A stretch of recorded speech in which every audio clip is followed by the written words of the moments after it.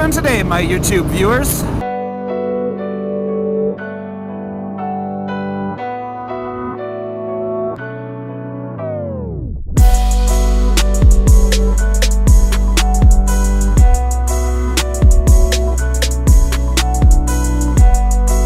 It has been absolutely pissing rain down on us all week long since the last video came out, and I haven't been able to film shit. I was hoping this upload was going to be the Dyna review type deal that I talked about last time, but I don't exactly want to film that one in my garage. I want to, you know, make it look cool, put some effort into it like I've been doing lately, so holding off on that. It was raining all morning this morning, and we got a quick little break in the weather. You can see that it's coming right back to us, and I got a couple hours to ride and maybe film something. So I took to my Instagram and asked you guys to ask me some questions, and actually we got quite a bit of them. I got 3 stacks of fucking paper here flapping around on my bar pad, and we're gonna get to these things, answer them in the best possible manner that I can, and hopefully give you guys the info that you want. Alright, so let's get to this shit here. Fuck, if I can keep them from flapping around. Alright, so question number 1 comes in from Thank the Lords, which is a I guess fan page, if you will, for Lords of Gastown. One of my sponsors, awesome people. And the question is, when are you coming to Vancouver? They have been bugging me about coming there for so long, and I've been like trying. I really want to get out there, man. It's tough. I'm trying to get the cash to make it happen. And getting out there would be fucking awesome for tons of reasons. Like just getting out there and hang out with those guys and be able to make some really awesome content with the whole trip out there and hanging out there and all the beautiful country around, and it would make an amazing video series, and I'm definitely going to get to that soon. Hopefully sometime this summer I'll have the means to get out there and crush a bunch of Pilsners with you bros. Alright, so question number 2 comes in from none other than Jake the Garden Snake. He needs no fucking introduction. and he asked if I've ever been treated for an STD, and the answer is no, thankfully I have not. And looking at the numbers, that's actually incredibly surprising, and I'm very fucking thankful for that. Next question comes from, oh fuck, I don't even think I'm doing the speed limit here, I'm not paying attention. Trevor Younger with a bunch of R's. What made you want to stunt a Harley? And that's a pretty easy answer. I did the whole stunt bike thing for years and years, and kind of just got, I wouldn't say bored with it, because I really love doing it and I can't wait to get back on it. Just where I live, nobody here does that shit. I'm the only person. And after riding by myself for so long, I just kind of, you know, lost the whole love for it and whatever. And then I eventually saw on the internet some Harley wheelie videos, and I was like, oh fuck, that's pretty cool, man. I didn't think you could do that with one of those things. And another couple months went by, and I actually eventually jumped on one of my buddy's bikes and took it for a rip, because before that I actually wasn't a big fan of Harleys. I was all about sport bikes, like all the young kids are. You know, sport bikes are the coolest and Harleys are gay. I recommend you stop being such a faggot. But after riding one, quickly my mind was changed, and I thought, fuck, these things are awesome, man. And then I eventually picked one up and built, which is this bike here, built it up and got to it straight out of the gate. And fuck, I'm so happy I made that decision, man, because you know, we might not be able to do as many technical tricks on these things as compared to a stunt bike, but it is way more fun. Like, way more fun. I can't even describe why, but fuck, it is 10 times more fun than wheeling anything I've ever wheelied. Next question is from DJ Sidesteps. Do you fish, and if so, for what? I'm sure everybody's fished at some point in their life. I have off and on a bunch since I was a kid, not something that I do regularly. I couldn't tell you really what I fish for. If I fucking catch something, I catch it and I'm like, yeah. But other than that, like, I wouldn't call myself a fisherman. If the opportunity strikes that, you know, someone's like, hey, let's go fishing today, and has some shit for me to use, I'm like, yeah, fucking right, let's do that. Okay, next question is from, fuck, I gotta shift. Salival11. How can I start practicing wheelies? That's a pretty tough question to answer real specifically, because there's a whole ton of stuff that you gotta be aware of when you're doing wheelies and ways to get there. But the best way to probably start practicing is to just get out there and start doing it. Just feel out your bike and start getting used to dumping the clutch, you know, figuring out the whole balance of it, and, you know, just bring it up a little bit at a time. You know, you don't have to go fucking 12 o'clock or Captain Awesome right out of the gate. You know, everybody starts somewhere, so just start off, you know, a few inches at a time.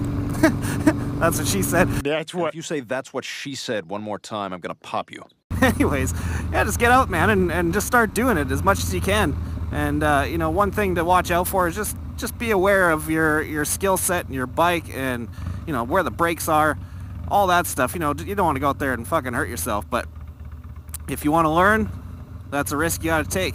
Oh, it's hotter than shit out here. This was a bad fucking idea to wear a hoodie. Well, speaking of hoodies, by the way, as you can see, I'm wearing my new Shred Till You're Dead hoodie. I just got it finally. For some reason, the Canadian shipping thing took forever. Other people got it, you know, within a couple days of the campaign ending, and us Canadians, it took like 30 days for some reason. I was pretty pissed and sent them an email. By the way, I got it. I'm super stoked on it. If you want to pick one up, the link is down below in the description to get to the Teespring campaign. I've got a whole bunch more on there too, and I've got a new one coming out real soon. The design's on my Instagram already. You can check it out, and that'll be coming out, I don't know, probably the next video or the one after that. But I digress from my point. Let's get back to the questions. So next one comes in from a resistance rider, and he asked, how old were you when you first rode a wheelie? Shit, man, a long time ago. I've been riding for well over 20 years. I'm 29 now, so a real goddamn long time, but I can definitely remember when I became interested in wheelies. Like, I've been racing motocross since I started riding. And I remember back in the day, there was this guy, the only guy around here back in the day that could do it, actually. A guy named Dwayne Patterson, who was a local pro back in the time here. And he came through the pits. I was at my first race ever. And he came into the pits doing a slow speed, fucking on the brakes, 12 o'clocker wheelie.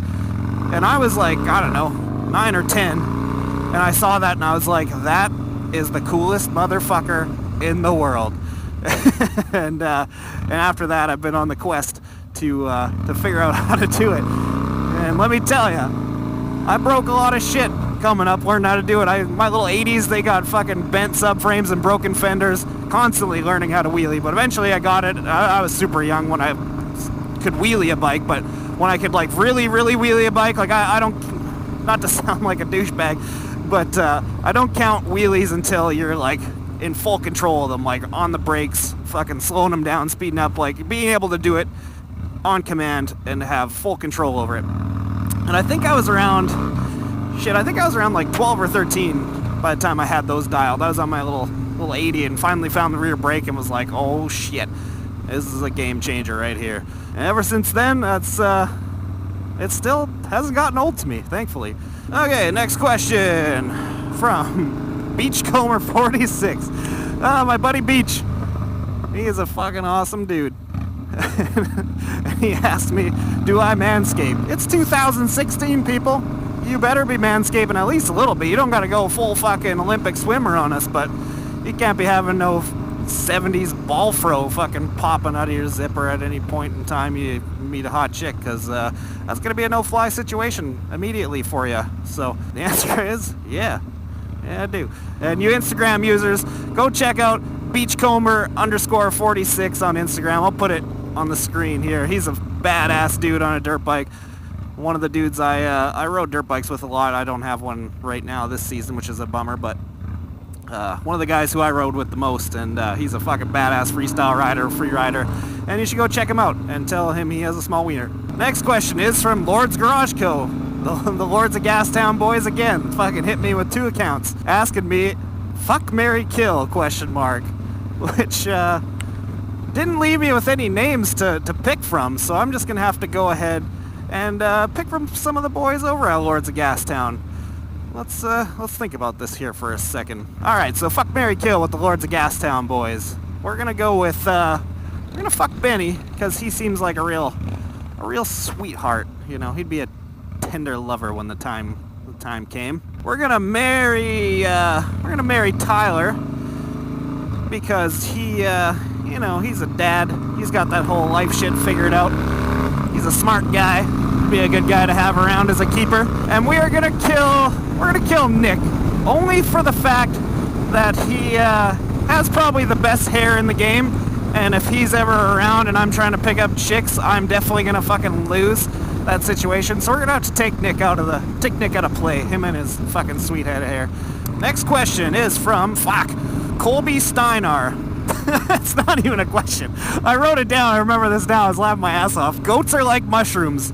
If you shoot a duck, I'm scared of toasters. It's so retarded.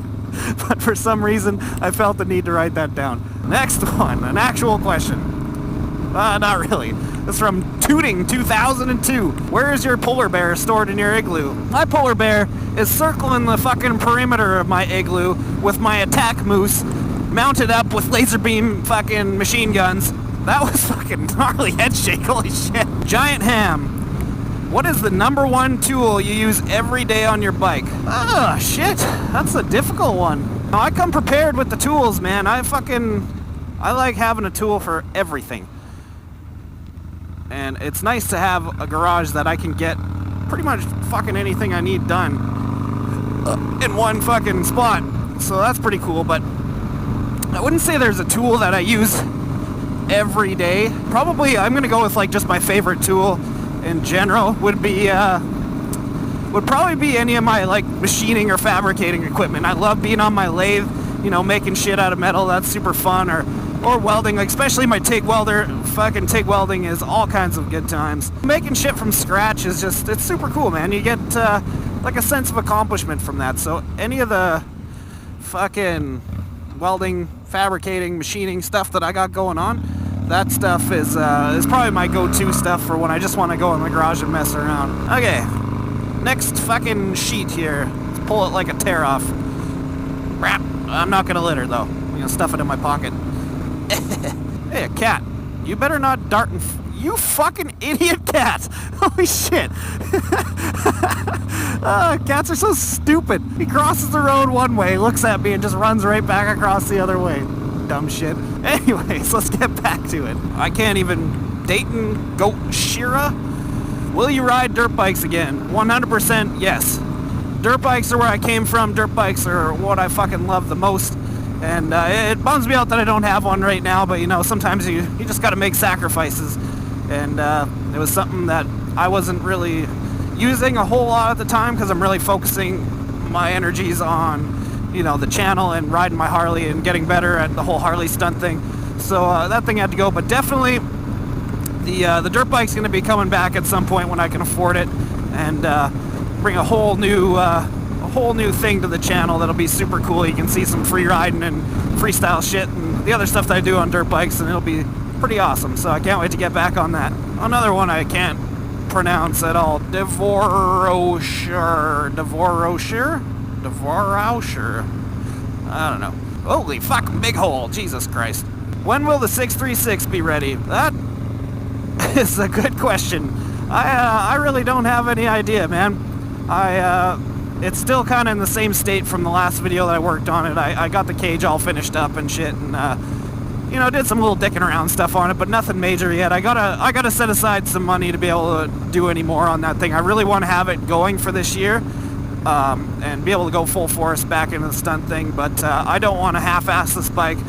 I want to make sure it's done right out of the gate, and that's gonna take some good cash to make that happen. Next question comes from Evan P. Robinson. Evan P. Robinson, not Robertson. I can't read. If you can't tell on the camera, my handwriting is fucking terrible, and that's about as good as it gets. So, bear with me. Okay, so Evan asks, what is your favorite beer? And I'm gonna have to go with probably Heineken. Heineken's definitely my favorite tasting beer. It's definitely a beer I can't afford all the time, so I just resort to the shitty old Bud Light when I fucking have to. And, you know, just suffer through that, but Heineken's definitely the #1. If I could have a fucking fridge stocked top to bottom with Heineken every day, I'd be fucking pretty stoked in life. Buddy B. Green asks, when are you holding classes? And I'm guessing that's, riding classes? I don't know. Shit. Someone comes to me with a fucking check, I'll hold classes for goddamn anything. Riding, editing, working on bikes, fucking, you know, being able to switch hand, jerk your junk, I don't care. I'll teach anything if someone's gonna pay me for it.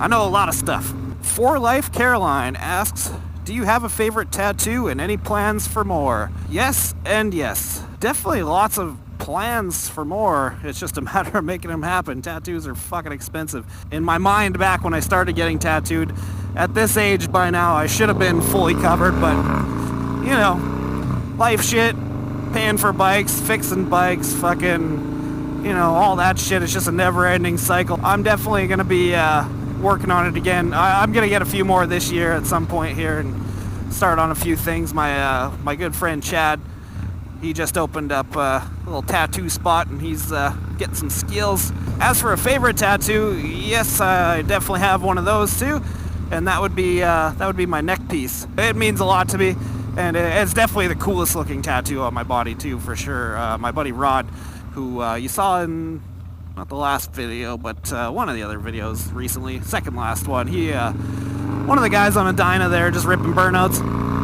He's the one that slapped this thing on my neck and came out super fucking rad. It's actually kind of a spin-off of the logo for 204 Skate Shop. 204 Skate Shop is the first sponsor I ever got, but you know, it's more than a sponsor. He's probably my best friend in the world. Well, that place is not really a team or a sponsor or whatever. Like, we're all family in that place, and that's why it says it's the blood that we share in the logo, because that's just kind of a logo we used for all the guys around the shop that are regulars and team guys and friends and all that shit, because, you know, we're all a big family, and this one was super meaningful to me to get, and I went full titties on it and did it on my neck because of a couple of reasons. Actually, I was the first guy on the team when he officially opened his shop. I was just a little snot-nosed fucking 12-year-old shithead, and you know, I was the first guy around there. I was one of the first people to work there, and I was probably one of the last people to get the tattoo. So many people got it before me, and they got the standard version of it and stuff, which is still fucking sick. And at some point I was like, man, I can't believe I fucking don't have this thing yet. So like, let's take this thing up a notch, make it look extra fucking sick, and I'm gonna put it in a spot where everybody can fucking see it every day. Well, that was a long fucking answer, Jesus. Next question. Wow, I can't pronounce. I see this dude on my Instagram all the time. He always says stuff on there. Watato?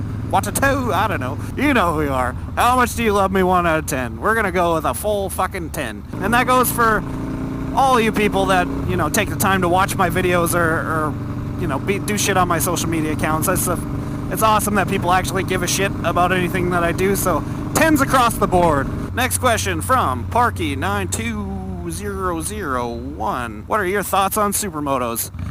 Well, that's an easy answer. Supermotos are fucking awesome. That is one of the things I hope to have in my garage at some point. Fucking supermotos are super badass. Like, you can combine kind of the best of two worlds, combine motocross and street together, and those bikes can do some amazing shit. I would like to have one, you know, built into a full-blown stunt bike and something I can really thrash the crap out of. And believe you me, if I had a supermoto, I'd be doing some serious business. At some point, I want to have, you know, Harley, dirt bike, supermoto, stunt bike, and everyone's gonna laugh, the fucking Grom. I want to have all those lined up in my garage at some point so I can just pick the most fun bike for that day and go dick around. Okay, next question comes from Two-Wheeled Tit.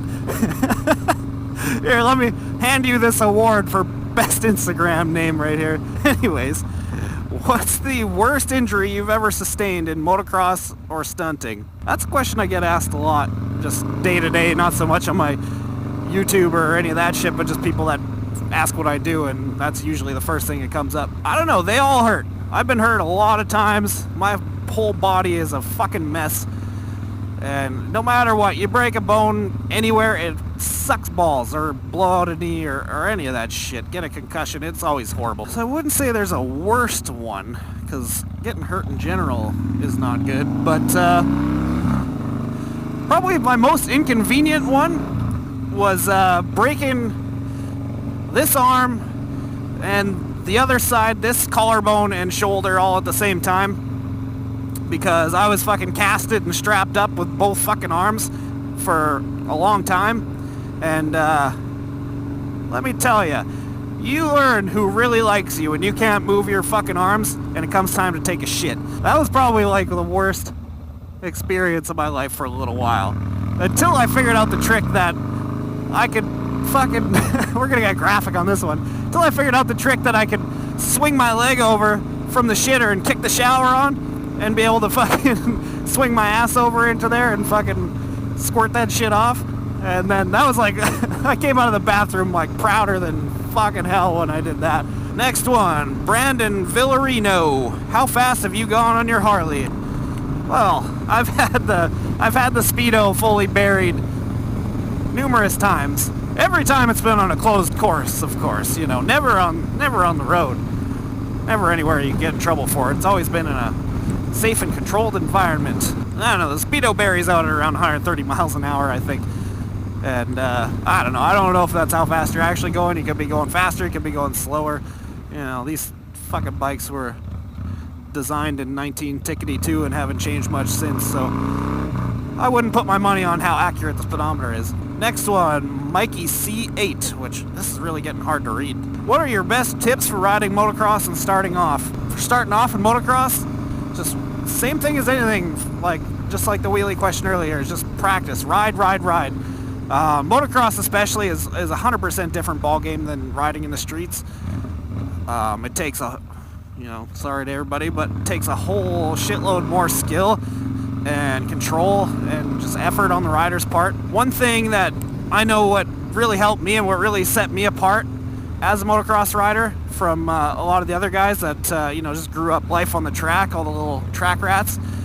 I spent more of my time free riding, you know, out in the natural terrain, shoveling jumps with my friends, out in sand pits, all that kind of stuff. And that's what I think really shaped me as a rider more than anything, because a track is constantly changing.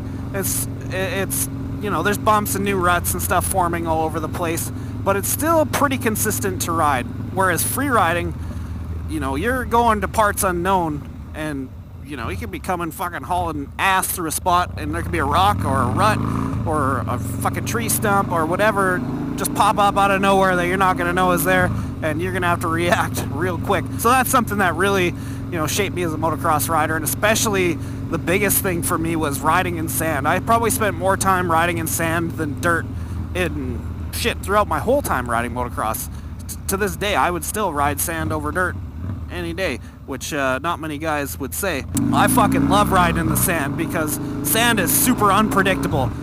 Sand, you could be fucking hauling ass one way and completely be falling on your ass in a different direction in a matter of a second. It's a pretty cool thing. Well, not when you're eating shit, but you know, sand is just you gotta really be on your game in the sand. You gotta be fucking dialed with your bike control and throttle control and, you know, all of that. So sand for me, huge thing. If you can ride sand and you hate it, then definitely ride it more, because eventually you're not going to hate it, and then you go from sand to dirt, and you're going to be 10 times faster, 10 times more controlled on the dirt after riding in sand for a while. Okay, next one's coming in from Jake Kaiser. Have you ever rode with the Unknown Industries crew? No, I have not. I've actually never ridden with anybody else that does the shit that I do on a Harley. I'm the only guy up here, at least where I live, that does it. There's only a few, very, very small handful of guys in Canada in general that do it. I think there's maybe 5 or 6 of us.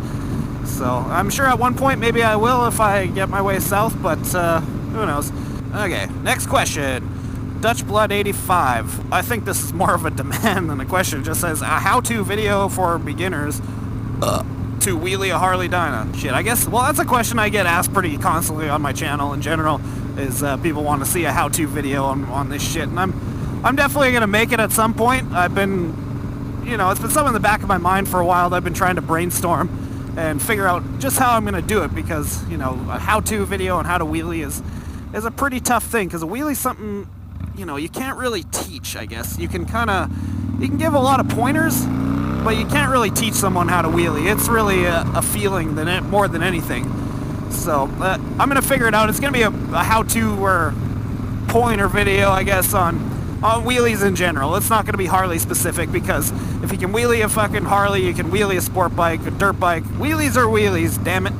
It's all the same shit, just a different bike. Okay, oh, we're on the last sheet here. So, Aaron Marsalo. I remember seeing you ride sleds in Red Bull Fuel and Fury. Did you do any more contests or videos after that? Or did you move away from sleds? I guess, yeah, this is something I've never talked about on the channel at all before. I used to be a professional snowmobile rider for shit like 10 years. I was a professional freestyle rider. I mean, yeah, Fuel and Fury wasn't the only gig. That was more or less, at the time, like one of the big pinnacle events that was, you know, televised and really out there to the public.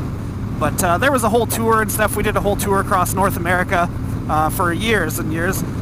We did shit over in Europe a bunch and all kinds of stuff. I was in right on the ground floor right when it started. I was, I was 15 years old when I turned pro, I guess. That's what you call it. I didn't have my driver's license yet. I remember that. And then, yeah, I did it for like 10 years and did a lot of cool shit with it. Traveled the world. I did all the biggest events against all the best riders in the world. Did tons of shows. Was in every fucking video at the time. Won a championship throughout the process, which was super cool. A kind of a crowning achievement in my life. I did lots of stuff other than Fuel and Fury. It's kind of funny to think about too, because you can't really, it's hard to find a lot of this shit. You can find like bullshit little internet articles and stuff, but unless you own like hard copies of the movies and stuff, there's a whole lot of it that you just can't see because, you know, this started in 2003 or something, 2002, you know, way before YouTube existed. And, you know, it was a good while before, you know, YouTube really got going and people started putting fucking everything caught on camera on there. So there is some stuff you can find on here. I'm not sure where it is. I've never really looked.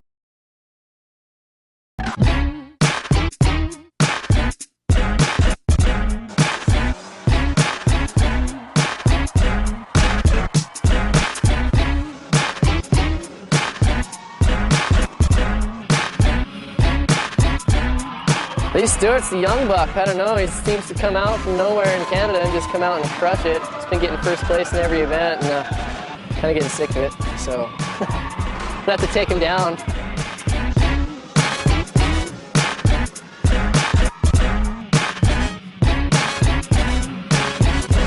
He's learned so much and he just got amazing. He's got a lot of skill. He's been killing it this year for sure.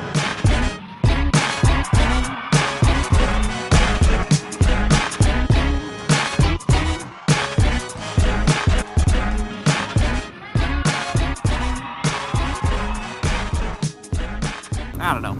Look around if you want. It's not a really big deal. Because now I'm just a fucking nobody that rides a Harley around and talks shit to a camera to you guys. Next one's from Dabs.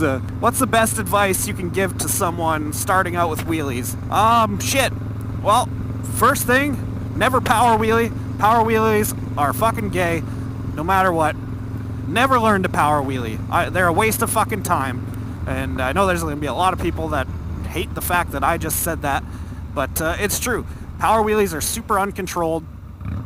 You don't really have the whole flick up thing dialed. You know, it's kind of struggling to get up there. So by the time your bike does get up to balance point, which people that do power wheelies don't hit balance point, by the time you get up to any sort of wheelie spot, you're fucking hauling ass, man, and it's super dangerous at that point because your bike starts squirreling out. You know, you can't fucking hit the brake and put it down. That's number one, for sure. Learn how to clutch it up. And throttle control, obviously, too. But getting the bike up is the biggest thing, and that should always be done with the clutch up. Rule number 2, learn where your rear brake is. Your rear brake is what's going to save you from fucking looping out and landing on your ass. And, you know, learning the rear brake is actually kind of a simple process. You know, get used to hovering over it with your foot as much as you can during, you know, little wheelies. They don't have to be balance point wheelies, but you know, keep your foot over top of it and bring it up a few feet and fucking scrub the brake and see what happens and get used to that feeling. And eventually it'll become second nature to you to, you know, bring it up and control it. You'll feel yourself flipping over backwards at some point and you'll just automatically grab that rear brake, and then at that point you'll know you got wheelies dialed. If you're fucking coasting them back on the brakes and stuff, you've learned wheelies 100%. And you're fucking awesome.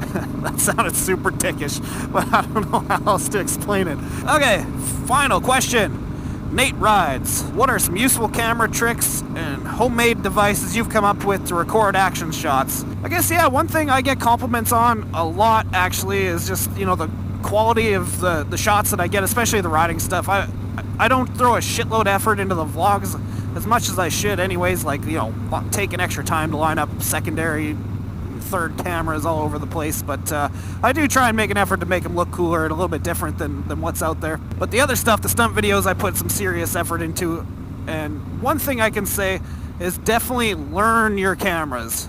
I didn't know jack shit about cameras last year at all.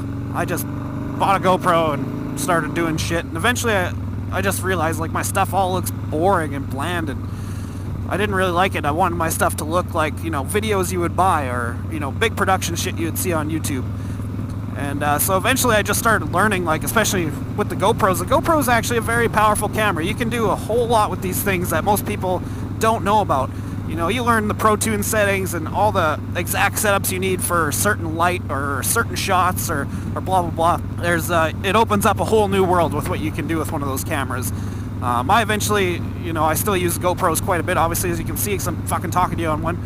But I eventually started using more, you know, DSLR stuff when I can. That thing's kind of huge and stupid to carry around. So I got a little point-and-shoot camera, and I carry that thing around with me everywhere. And a lot of the footage that you see that's, like, really nice and really crisp, time-lapses, all that, that's all coming from one of those, and it's a cheap little, like, $200 camera. It's nothing special, and it's fantastic. So learn your cameras, learn what they can do, and just start experimenting. You know, there's the whole thing with making videos or taking pictures or anything camera related. It's, you know, it's kind of an art form if you want it to be. You can just turn it on and record yourself and start doing shit, and that's what a lot of stuff out there is. But you can take the time to learn it, line up shots, and do different stuff, and get in editing programs and get a little more creative, and then it becomes something entirely different. And that's what I like about it. Now I'm fucking obsessed with it, and I'm a super big nerd when it comes to cameras. As far as homemade shit, I haven't really homemade too many things. I've rigged up a couple of really stupid mounts on my bike and stuff that didn't really pan out, and some of them do. I do like using those the roll bar clamps and shit for GoPros a lot on the bike, just because you can mount it in a whole bunch of different spots, like this camera here on my handlebars. I've done it on my forks, off my crash bar, off the fucking shock, all kinds of different spots you can really put the thing. It's a super handy one to have around. One I did make myself was, and it did work out really well. It's a little boom rig that goes on my head. I know you can buy these things, but they're way overpriced for starters, and I didn't really like the way that they look, because you still got a lot of camera shake in them and stuff, because it's on a solid mounted boom, right? It does spin, but it doesn't have any up and down axis motion. The fourth axis, I guess you would say. So when you're riding through chop or you're doing aggressive stuff on a bike, it's bouncing around a bunch, and it kind of looks shitty. So I made up my own, which is super cool. It cost me like $20 out of a caster wheel, some PVC pipe, and a bunch of other little bullshit. And the thing can pivot, it can spin, you can adjust the counterweights for a single camera, dual camera. It works. It's fucking awesome. It's super cool. You can see it in 2 videos I've used it. I've used it in Frozen Fury. You can obviously tell which shots I did that, and I used it for some shots in my very first video I put up on YouTube, which is the first Stoker Broke movie. Both of those I use that thing, and you'll be able to tell what shots they are, and you can tell that they're super smooth. You can see the camera has lots of movement to it, so you can be, you know, doing a wheelie and the camera can start up top and pan its way down real slow, and you end up with a really cool shot that you don't even realize you're getting, because the thing's just doing what it wants to do.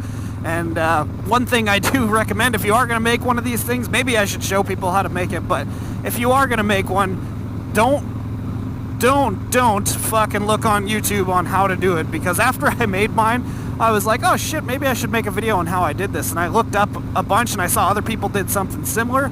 Number one, don't have the pivot effect, so that kind of sucks. Number 2, which is a huge one, oh Jesus. Number 2, which is a fucking huge one, people were screwing these things right into the top of their helmet like fucking dumb shits. Like, I don't know where anyone got the idea that that was, you know, a smart thing to do, to fucking drill some goddamn drywall screws into the top of your helmet. But people are doing it for some reason, and don't do that. Whatever you do, you're ruining the structural integrity of your helmet for starters. So if you land on your head, the thing's gonna split in half like a fucking banana peel, and you might end up with a screw stuck through your skull. So that's those are 2 things you should probably watch out for, and just not do that. Oh, mud! Ah! Ah, shit, that was stupid. Oh, my nice clean bike is covered in fucking mud, and so am I. Ah, damn it. So I was going to cut it off there. Thankfully I stopped to check my phone because one more question came in, and it was from none other than Killswitch Queen. It's someone who I watch. I love her videos. She's funny as shit. Make sure you guys check her out. I'm going to throw her channel link in the description below too.